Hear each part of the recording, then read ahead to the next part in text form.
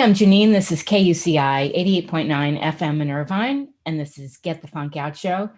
Happy New Year, everyone. And I want to welcome to my slate of guests for the new year.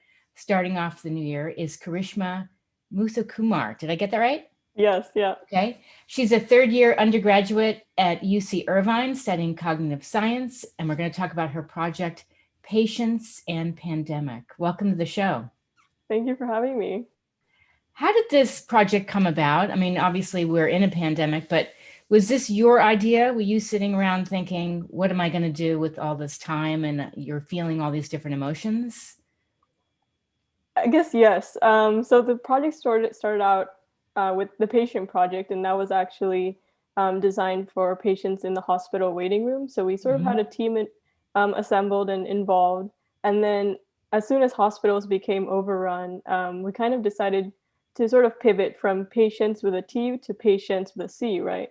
Right. So we decided that sort of the waiting room had become a larger space, and sort of society had sort of entered this larger waiting room. So we wanted to show and inspire a sense of hope and patience in people who would, and we also wanted sort of the writing and art to be a sense of therapy and sort of I like writing that. as a form of healing. Mm-hmm. So we hope that not only did the people who were involved with this project directly, like the readers, the writers, the artists, but also the readers feel a sense of hope and patience after reading this. Which is what we all need right now.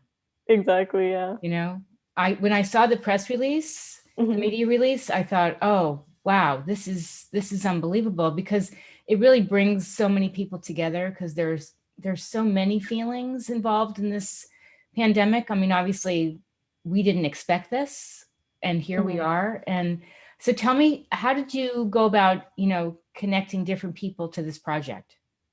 Yeah, so we actually started this project as a summer project, and at first we weren't really sure how many people would be involved because it is the summer. We don't know if students check their emails, if people would be interested in a project like this. But we actually did have over 162 students submit, Oh, and over 162 submissions actually.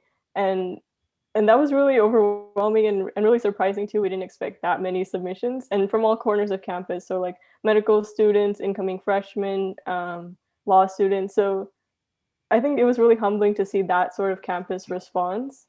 And I guess it just sort of went from there. And it really became a project that was much larger than we even anticipated it to be. We were thinking of sort of making it a summer project. We'd be done in, well, let's say like 2 months, but it sure. actually ended up being almost like a 10-month project. And I'd say like we were thinking maybe it would be sort of like a PDF, we would release it online, but then we did decide to go sort of the more difficult route of doing print publishing.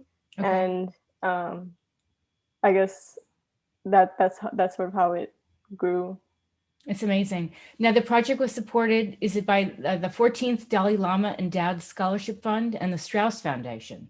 Yes, yes. That's amazing. How did that happen?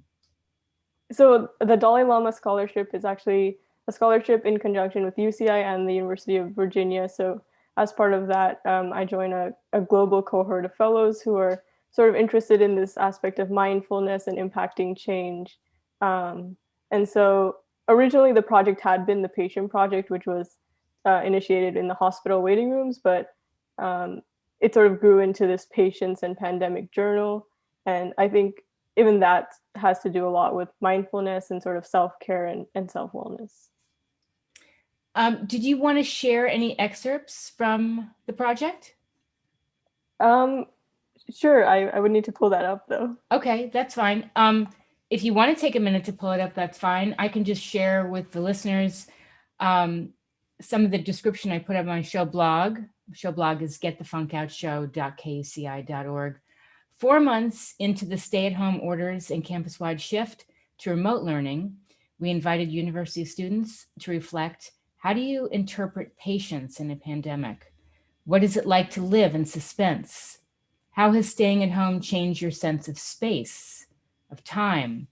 From memories of a different yesterday to plans that were indefinitely postponed, students at the University of California, Irvine shared the real experiences of young adulthood during a pandemic.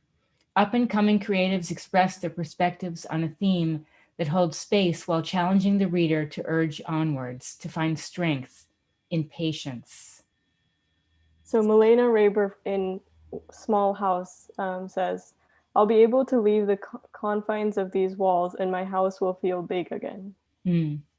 Anaya Young in Journey Through an Unknown Season in Themes writes, the art of loneliness is solitude, a clear blue-gray expanse of ocean, singular, insignificant, and unafraid. I like that. And Natalie Bonilla says, in Patience and the Buzzing Bee, patience is hearing the buzz of a bee buzzing 6 feet away from you. Sansarwate in Patience in Silence writes, this crisis has taught me to be set on a crystalline purpose and live like a gemstone, burning bright even with pressure on all sides. These are incredible.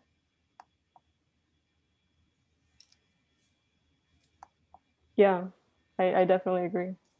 Do you want to tell me about the? I put a picture of the editorial board on Sure, your yeah. on my blog. You want to tell me about the people that are involved in the board? Yeah, so we actually have a really diverse board and sort of people from all sorts of majors and all sorts of all places on campus. So Caitlin Yee, Meenakshi Chandrasekaran, Mm-hmm. Jasmine Vieira, Anjanette Cisneros, Victoria Sweeney, and Danelli Jinadasa. All of these people have really contributed to this journal, and sort of this was all of a student-led journal. So everything from the formatting of the journal to the marketing to sort of selecting the submissions. I guess these people were really behind the scenes and really contributed to this. That's amazing. Now, if people want to find out more information, I put the website on my show blog. It's patientproject.org/journal. And I think you're on Instagram too. Yes, yeah, at Patient Project UCI. Okay. Anything else you'd like people to know about the project? I really hope that in reading this journal, people feel a sense of community even in isolation, and that these themes of patience and growth are really shown in the journal. And I hope that um, pandemic becomes less of a countdown and more like, for example, instead of thinking like, there's 3 months left of pandemic or there's 4 months left, um, it's more of time that's spent reflecting and time that's spent um, in a sort of meaningful way. Yes. I know. I feel like I'm seeing the positive out of what we're going through. And I think that's the key thing is what you're saying is find find the positivity. Mm-hmm. Find how we're changing because of this. It's Mm-hmm. and we shouldn't all of a sudden forget what we learned during the pandemic and be like, okay, it's over. We can go back to the way we used to. Yeah. Because I don't think we're first of all going to go back to the way we used to live our life. Mm-hmm. Um, I think it's been an enormous time of self-reflection, which is what this project seems to be about, Exactly. Yeah. you know. Well, congratulations. And if people want to find out more about you, where could they find you? Yeah. So there's more about the organization at patientproject.org. And then I'm also on LinkedIn, and you can also send me an email. I do have my UCI email. Okay. Well, by the way, were you always a writer? Were you always interested in journalism and writing and things like that? Yeah, actually, I mean, I am a cognitive sciences major, but I think I've always been really drawn to the humanities and sort of writing and poetry. Um, like I guess in high school and middle school, I used to submit to like creative writing contests and things like that. But I'm interested in bridging sort of biology and the sciences along with the humanities and sort of creating this interdisciplinary, like cross-disciplinary connections, and that's really seen in the patient project too in the organization. Um, yeah, definitely. That's amazing.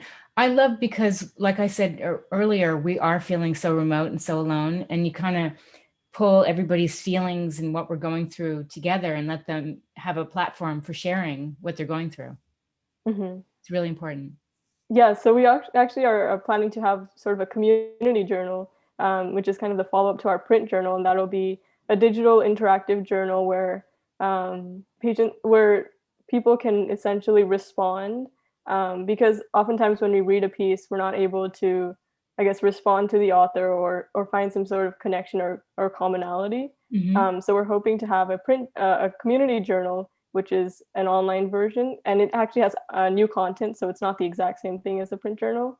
Oh, good. But we are hoping that there's like comments and sort of interaction that goes beyond simply reading a piece.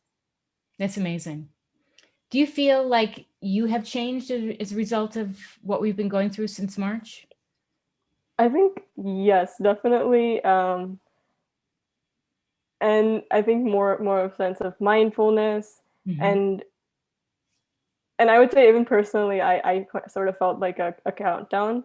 We were told that we'd be able to return in the spring quarter, and Right. then so that's kind of when I thought, okay, so like I don't know, like 3 months left, Three and then months. Yeah. I would be counting down, and but then I guess once I stopped that sort of countdown mentality, that's when I found more of a sense of hope and gratitude. And for the time that I did have, to spend with family, to spend in my hometown, because I don't know if I'll be able to do that like later, So Right. yeah, Where are you from? I'm actually from Cerritos, California. Oh, okay. And right now, are you on campus or at home? I'm actually at home. Yeah. Oh, you're home. Okay. Yeah. It's good to be home. I mean, I know it's hard at first. It's like a Yeah. whole adjustment. I get it. Yeah. Um, but it's just it's a really challenging time for so many people, and it's a really, as you said, it's a time of introspection, which is Hmm. really important. Yeah. So give your website one more time. Patientprojectorg. All right. And if people want to get involved in it and be part of it, just go to the website. Exactly. Yeah. Okay. Excellent. Well, congratulations. This is fantastic. Thank you. Thank you so much.